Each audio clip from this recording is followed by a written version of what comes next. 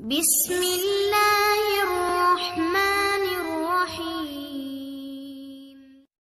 سب سے پہلی ہم جنس پرست قوم کون تھی اور دنیا کے اندر ہم جنس پرستی کا آغاز کیسے ہوا، اور سب سے پہلے دنیا میں ہم جنس پرستی کس نے کروائی اور کس طرح اس گناہ کی بنیاد رکھی گئی؟ پیارے دوستو، ان تمام تر سوالات کے جوابات قرآن و حدیث کی روشنی میں آج کی اس ویڈیو میں ہم آپ کو بتائیں گے، لہٰذا آپ سے گزارش ہے کہ ہماری اس ویڈیو کو اینڈ تک ضرور دیکھیے گا۔ پیارے دوستو، حضرت لوط علیہ السلام کی قوم وہ واحد قوم تھی جو دنیا کی بدترین فحاشی کرتی تھی۔ یہ لوگ اتنے گھٹیا تھے کہ عورتوں کو چھوڑ کر مردوں کے ساتھ ہم جنس پرستی کیا کرتے تھے اور عورتوں کی بجائے مردوں کے ساتھ اپنی خواہشات پوری کیا کرتے تھے۔ شہر سدوم میں رہنے والی یہ قوم حضرت لوط علیہ السلام کی امت تھی۔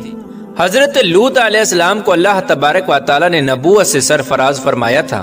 حضرت لوط علیہ السلام حضرت ابراہیم علیہ السلام کے بھتیجے ہیں اور آپ کو اللہ تبارک و تعالی نے شہر سدوم کی طرف نبی بنا کر بھیجا تھا۔ چونکہ حضرت لوط علیہ السلام کے والد کا انتقال بچپن ہی میں ہو گیا تھا، اسی وجہ سے حضرت ابراہیم علیہ السلام نے حضرت لوط علیہ السلام کو بچپن ہی سے پالا تھا، اور حضرت لوط علیہ السلام حضرت ابراہیم علیہ السلام کے پاس ہی رہے تھے۔ حضرت لوط علیہ السلام اپنے والد کے انتقال کے بعد حضرت ابراہیم علیہ السلام کے ساتھ ہجرت کر کے ملک شام میں آ گئے تھے اور حضرت ابراہیم علیہ السلام کی خدمت میں مصروف رہے۔ حضرت لوط علیہ السلام نے چونکہ حضرت ابراہیم علیہ السلام کی بہت زیادہ خدمت کی، تو حضرت ابراہیم علیہ السلام نے اللہ تبارک و تعالیٰ کی بارگاہ میں دعا کی، تو اللہ تبارک و تعالیٰ نے حضرت ابراہیم علیہ السلام کی خدمت اور دعا کے صدقے حضرت لوط علیہ السلام کو نبوت عطا فرمائی۔ پیارے دوستو، حضرت لوط علیہ السلام کی قوم دنیا کی بدترین قوم ہے اور یہ عورتوں کو چھوڑ کر مردوں کے ساتھ اپنی خواہشات پوری کیا کرتے تھے۔ لیکن یہ لوگ اس گناہ کے اندر مبتلا کس طرح ہوئے اور کس چیز نے اس قوم کو اس گناہ پر اکسایا؟ اس کے بارے میں روایات میں آتا ہے کہ جس شہر میں یہ قوم رہتی تھی اس شہر کو سدوم کہتے ہیں۔ شہر سدوم ایک ایسا علاقہ تھا جہاں پر اللہ تبارک و تعالیٰ کا خاص فضل و کرم تھا۔ یہاں پر سرسبز و شاداب باغات اور ہر طرف لہلہاتے کھیت تھے۔ اس علاقے میں پھلوں اور اناج کی بے شمار پیداوار ہوتی تھی۔ شہر سدوم کا یہ علاقہ ہر لحاظ سے خوشحال تھا۔ یہی وجہ تھی کہ آس پاس کے لوگ شہر سدوم میں اپنی زندگی کی اشیاء ضروریہ کو حاصل کرنے کے لیے اس شہر میں آیا کرتے تھے۔ لیکن شہر سدوم کے رہنے والے لوگوں کو یہ بات بالکل بھی ہضم نہ ہوئی۔ ان کا یہ خیال تھا کہ شہر سدوم میں پیدا ہونے والے اناج اور غلوں پر صرف انہی کا حق ہے۔ اسی لیے قوم لوط آس پاس کے علاقوں سے آنے والے لوگوں سے بہت تنگ تھے۔ ایک دن قوم لوط کے کچھ لوگ اسی بات پر جھگڑا کر رہے تھے کہ شیطان ایک بوڑھے کی صورت میں ان کی مجلس میں آیا اور ان لوگوں سے کہنے لگا کہ اگر تم لوگ ان مسافروں سے اپنی جان چھڑانا چاہتے ہو تو جو میں کہتا ہوں وہ کرنا پڑے گا۔ چنانچہ شیطان کی یہ بات سن کر لوگ شیطان سے پوچھنے لگے کہ وہ کون سا کام ہے جس کے کرنے کی وجہ سے ہمیں ان مسافروں سے چھٹکارا حاصل ہو سکتا ہے؟ تو شیطان نے کہا کہ میں تمہیں کل بتاؤں گا۔ چنانچہ کل شیطان ایک خوبصورت نوجوان لڑکے کی صورت میں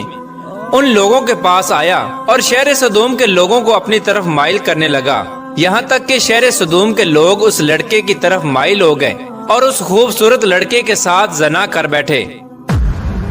اس بدکاری کے بعد شیطان نے ان لوگوں سے کہا کہ اگر تم لوگ آنے جانے والے مسافروں سے اپنی جان چھڑانا چاہتے ہو تو تم لوگ ہر آنے والے مسافر کے ساتھ یہی بدفعلی کیا کرو۔ جب تم لوگ ہر آنے والے مسافر کے ساتھ یہ بدفعلی کیا کرو گے تو کوئی بھی مسافر تمہارے علاقے میں داخل نہ ہوگا۔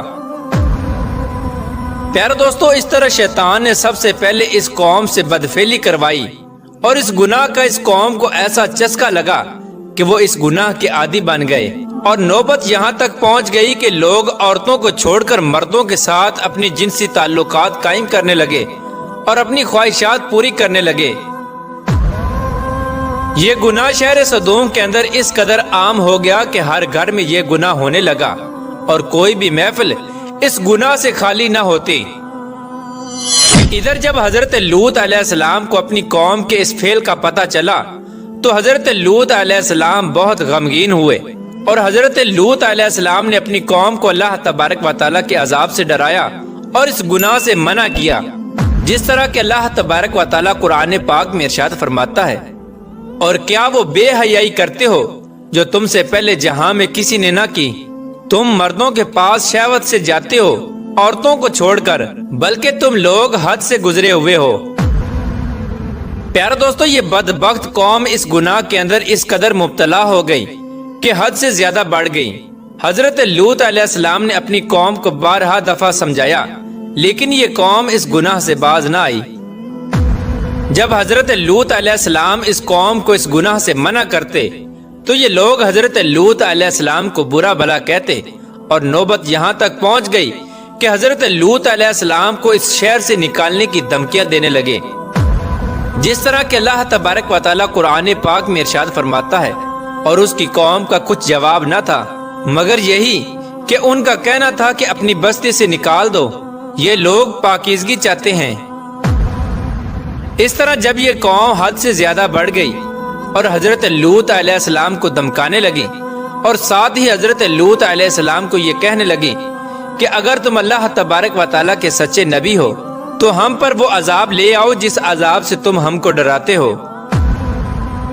اور اس طرح اس بدبخت قوم نے خود ہی اللہ تبارک و تعالیٰ کے دردناک عذاب کو طلب کیا۔ پیارے دوستو، جب حضرت لوط علیہ السلام کی قوم اس بدفعلی کی وجہ سے قابل ہدایت نہ رہی تو اللہ تبارک و تعالیٰ کی طرف سے دردناک عذاب آ گیا۔ چنانچہ حضرت جبرائیل علیہ السلام چند فرشتوں کے ہمراہ خوبصورت نوجوان لڑکوں کی صورت میں مہمان بن کر حضرت لوط علیہ السلام کے گھر میں تشریف لائے۔ ادھر جب حضرت لوط علیہ السلام نے ان خوبصورت اور نوجوان مہمانوں کو دیکھا تو حضرت لوط علیہ السلام بہت فکر مند ہوئے، کیونکہ ان کی قوم پہلے ہی اس فعل بد میں بہت زیادہ سرکشی کر چکی تھی، لہٰذا وہ ان خوبصورت مہمانوں کو دیکھ کر مزید فکر مند ہو گئے۔ چنانچہ حضرت لوط علیہ السلام کی بیوی جو حقیقت میں منافقہ تھی، جب اس نے ان مہمانوں کو دیکھا تو وہ چپکے سے شہر سدوم کے لوگوں کے پاس چلی گئی اور ان خوبصورت مہمانوں کے بارے میں ان کو بتانے لگی اور ان سے کہنے لگی کہ ہمارے گھر میں خوبصورت لڑکے آئے ہوئے ہیں، اور شہر سدوم کے لوگوں کو اس بدفعلی کی طرف دعوت دینے لگی۔ چنانچہ شہر سدوم کے بدفعلوں کو جب اس بات کا پتہ چلا تو تمام لوگوں نے حضرت لوط علیہ السلام کے گھر کا محاصرہ کر لیا، اور یہ لوگ ان مہمانوں کے ساتھ بدفعلی کرنے کے ارادے سے حضرت لوط علیہ السلام کے گھر کی دیواروں پر چڑھنے لگے۔ چنانچہ حضرت لوط علیہ السلام نے جب یہ منظر دیکھا تو اپنے مہمانوں کو ایک کمرے میں چھپا دیا، اور حضرت لوط علیہ السلام نے اپنی قوم کے بدفعلوں کو نہایت دل سوزی کے ساتھ سمجھانا شروع کر دیا، مگر ان بد ارادہ لوگوں نے اور بد کردار لوگوں نے حضرت لوط علیہ السلام کی کوئی بھی بات نہ مانی، اور اس قوم کے بدبخت لوگ حضرت سیدنا لوط علیہ السلام سے کہنے لگے کہ ان خوبصورت نوجوانوں کو ہمارے حوالے کر دو تاکہ ہم ان کے ساتھ اپنی خواہشات پوری کر سکیں۔ ان لوگوں کی یہ بات سن کر حضرت لوط علیہ السلام نہایت ہی رنجیدہ ہوئے۔ یہ تمام تر معاملات وہ خوبصورت نوجوان بھی دیکھ رہے تھے جو حقیقت میں اللہ تبارک و تعالیٰ کی طرف سے بھیجے ہوئے فرشتے تھے، جو اللہ تبارک و تعالیٰ کا عذاب لے کر نازل ہوئے تھے۔ چنانچہ اتنے میں حضرت جبرائیل علیہ السلام نے حضرت لوط علیہ السلام سے فرمایا، یا نبی اللہ، آپ غمگین نہ ہوں، ہم اللہ تبارک و تعالیٰ کی طرف سے بھیجے ہوئے فرشتے ہیں، اور ان بدکاروں پر اللہ تبارک و تعالیٰ کا دردناک عذاب لے کر نازل ہوئے ہیں۔ اس وقت رات کا وقت تھا، چنانچہ حضرت جبرائیل علیہ السلام نے حضرت لوط علیہ السلام سے فرمایا کہ آپ مومنین کو اور اپنے اہل و عیال کو لے کر صبح ہونے سے پہلے پہلے اس بستی سے نکل جائیں، اور خبردار کوئی بھی شخص پیچھے مڑ کر نہ دیکھے، ورنہ جو شخص پیچھے مڑ کر اس بستی کی طرف دیکھے گا وہ بھی اللہ تبارک و تعالیٰ کے اس دردناک عذاب کے اندر مبتلا ہو جائے گا۔ چنانچہ حضرت لوط علیہ السلام اپنے گھر والوں کو اور مومنین کو اپنے ساتھ لے کر اس بستی سے روانہ ہو گئے۔ اس کے بعد حضرت جبرائیل علیہ السلام اس شہر کی 5 بستیوں کو اپنے پروں پر لے کر آسمان کی طرف بلند ہوئے، اور کچھ اوپر جا کر ان 5 بستیوں کو زمین پر الٹ دیا، اور پھر اس کے بعد اللہ تبارک و تعالیٰ نے اس بدبخت قوم پر پتھروں اور آگ کی بارش برسا دی، اور اس طرح اللہ تبارک و تعالیٰ کے اس دردناک عذاب کے اندر قوم لوط کی لاشوں کے پرکشے اڑ گئے، اور اللہ